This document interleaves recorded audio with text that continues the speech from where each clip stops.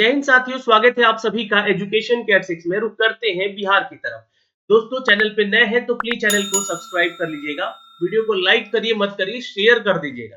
क्योंकि सवाल यहाँ पर सभी छात्रों का है और सभी छात्र के हित में ही ये वीडियो बनाया जा रहा है। सरकार से ये वीडियो सवाल के तौर पे मैं बना रहा हूँ, आयोग से या शिक्षा विभाग से ही ये सवाल पूछा जाए कि तीसरे चरण का रिक्ति कब तक दिया जाएगा। ये आजकल का जो सीन लगा हुआ है, कहीं इस बीच में ऐसा तो नहीं हो रहा है कि सीटों की संख्या कम की जा रही है।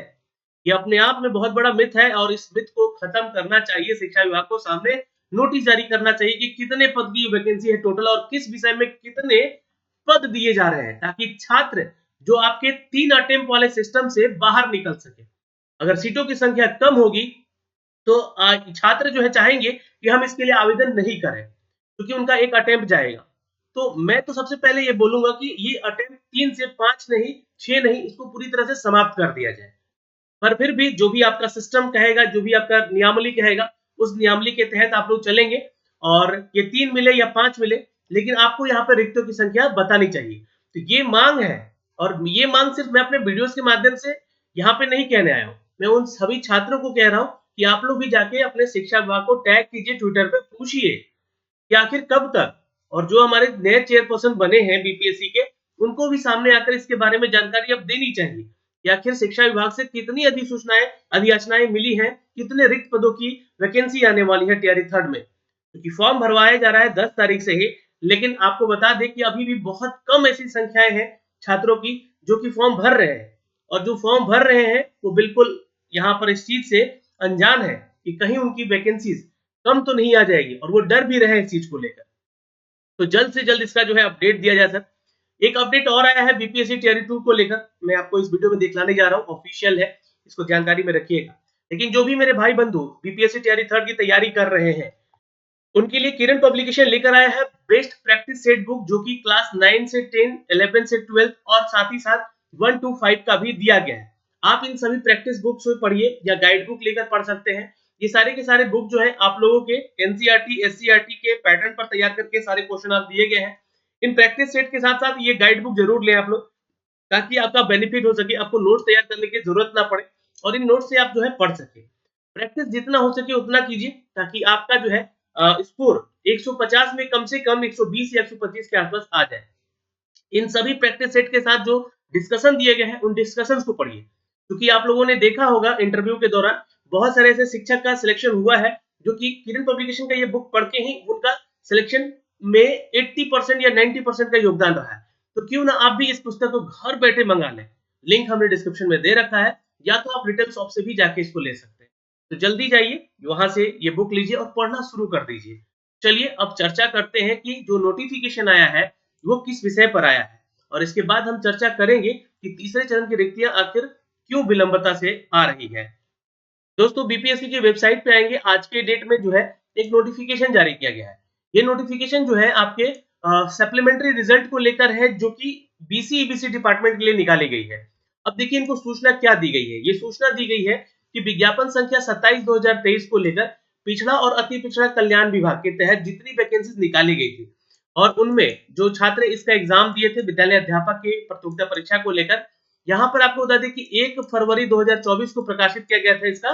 Supplementary result. जो सप्लीमेंट्री रिजल्ट आया था उसमें सफल अभ्यर्थी जो हुए थे, है ना, उनको सूचित किया जाता है कि आप देखिए ऑनलाइन एप्लीकेशन भरते समय यदि कोई ऐसा प्रमाण पत्र जो कि गलत अपलोड कर दिए हैं, वो अपलोड किया गया गलत या फिर जो भी आपका है उसको अगर सुधार करना चाहते हैं, जो दस्तावेज या डॉक्यूमेंट जो भी सुधार करना चाहते हैं, तो सत्यापन के समय आवश्यक है कि वैसे प्रमाण पत्र ऑनलाइन पोर्टल पर उपलब्ध होने चाहिए, अगर कोई गलती है तो। लेकिन अगर नहीं है गलती तो कोई बात नहीं, आप सुधार मत कीजिएगा, छोड़ सकते हैं इसको, है ना। लेकिन यहाँ पे ध्यान रखिएगा, ये ऑनलाइन एप्लीकेशन भरते समय ऐसी कोई प्रमाण पत्र जो कि अपलोड नहीं किया गया अगर, तो दस्तावेज सत्यापन के समय आवश्यक है वो डॉक्यूमेंट, वैसे प्रमाण पत्र ऑनलाइन पोर्टल पर अपलोड कीजिए और उसको डाउनलोड कीजिएगा। डाउनलोड कीजिएगा तो उसपे वाटरमार्क लगा हुआ आएगा, और ये जो है कार्य आपको करना है 15 फरवरी तक समय दिया गया है, यानी कि आपको 2 दिन समय दिया गया है, कल और परसों। ठीक है, तो ये काम आपको कर लेना होगा, है ना। अगर कोई आपको डॉक्यूमेंट यहाँ पे अपलोड करना है तो अपलोड किए गए जो दस्तावेज है, जो डॉक्यूमेंट्स है जिस पर की वाटरमार्क अंकित हो, प्रिंट निकालकर नियुक्त और दस्तावेज यानी कि डॉक्यूमेंट सत्यापन के समय अपने सक्षम पदाधिकार में उपस्थित रहना और आप ही को जाना है अपने डॉक्यूमेंट वेरिफिकेशन कराने। तो ये ईबीसी और बीसी और ईबीसी कल्याण विभाग की तरफ से जो वैकेंसीज का सप्लीमेंट्री रिजल्ट दिया गया है उसके रिगार्डिंग ये नोटिफिकेशन दिया गया है। अब दोस्तों एक सवाल और आ रहा था छात्रों का कि सर क्या हम इस फॉर्म को भरते समय, बीपीएससी टीआरई का फॉर्म भरते समय जो हमारा एसटीईटी का स्कोर कार्ड आया है, जैसे कि कुछ जिलों में अब बांटना शुरू किया गया है आज से, तो क्या हमें वो अपलोड करना चाहिए या फिर हमें जो है वेब कॉपी मिला है एसटीईटी का जो रिजल्ट कार्ड मिला है उसको हम लोग अपलोड करें? तो देखिए 10 तारीख से फॉर्म भरा रहा है, आप बैक डेट में जाके भी उस चीज को अगर फॉर्म भरे हैं तो उसको कोई दिक्कत वाली बात नहीं है। यानी कि अगर आपका नया भी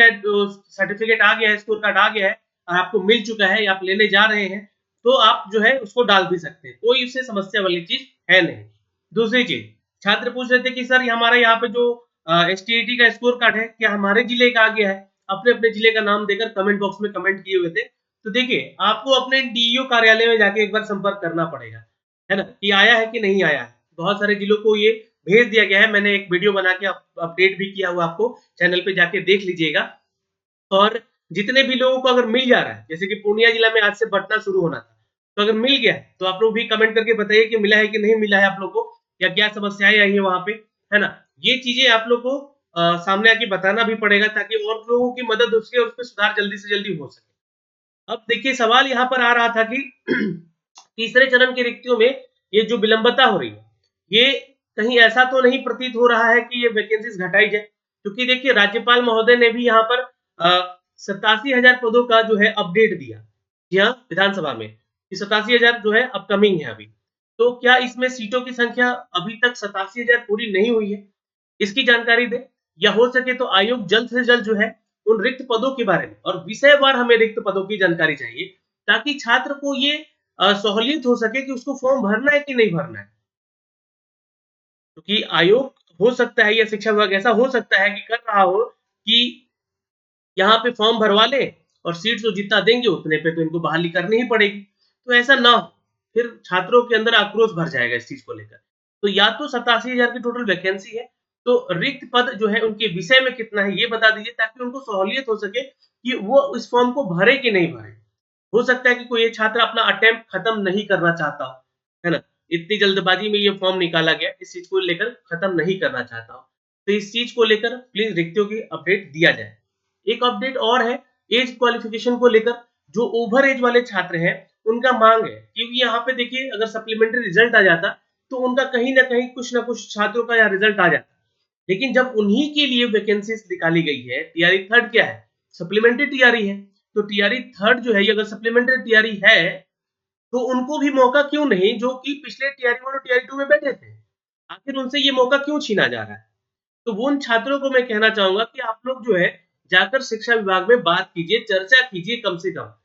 नहीं तो हाथ पे हाथ धरे रहिएगा और मेरे एक आवाज उठाने से शायद ही कोई आप लोग की आवाज सुनेगा। मैं बस इतना कर सकता हूं कि आपको रास्ता बता रहा हूं, जो उस रास्ते पे जाइए और देखिए बिल्कुल वो रास्ता हर कोई अपनाता है। आप अपनी बात रखकर लेकर जाएंगे, बहुत सारे छात्र गए भी थे कल, है ना, बीपीएससी ऑफिस में भी गए थे और शिक्षा विभाग को भी अधियाचना दिए है, अपना आवेदन दिए हुए हैं कि हम लोग को मौका दिया जाए। अब देखिए जो भी फैसले आएंगे उस पर तो चर्चा होगी ही, लेकिन आप लोग भी अगर चाहते हैं जो ओवर एज वाले हैं तो एक बार जाकर जरूर मिलिए शिक्षा विभाग में कि आपका ही ये वैकेंसी है, क्योंकि ये टीआरई 1 में टीआरई 2 में ओवर एज वाले छात्रों को मौका मिला गया था, और चूंकि ये नई वैकेंसी नहीं है जैसा कि अतुल सर ने कहा था, ये एक सप्लीमेंट्री टीआरई समझा जाए इसको, क्यों, क्योंकि यहाँ पे जो सप्लीमेंट्री रिजल्ट आने वाले थे जितने पदों का उन पदों को जोड़ दिया गया, तो एटलीस्ट उतने पदों का ही आप लोग दे दीजिए यहाँ पे, या तो रिजल्ट दे दीजिए या तो आप लोग यहाँ पे उनको मौका दे दीजिए। तो ये उन छात्रों के हित में हमने ये आवाज उठाई है। तो इस वीडियो में इतना ही, फिर मिलेंगे। पढ़िए, लेकिन पढ़ने के लिए बुक्स मैंने रिकमेंड किए हैं जितने, इन बुक्स को घर बैठे मंगाइए या जाके शॉप से लेकर आइए, लेकिन अब पढ़ना शुरू कीजिए, समय बहुत कम है, मार्च में ही इसका एग्जाम हो जाएगा और 17 मतलब कहूँ तो 17 से 23 लगभग जो है मार्च तक ये खत्म हो जाएगा, 7 से 23 मार्च के पहले ये पूरा का पूरा एग्जाम आपका समाप्त हो जाएगा, इसलिए पढ़ना पड़ेगा आपको। जय हिंद।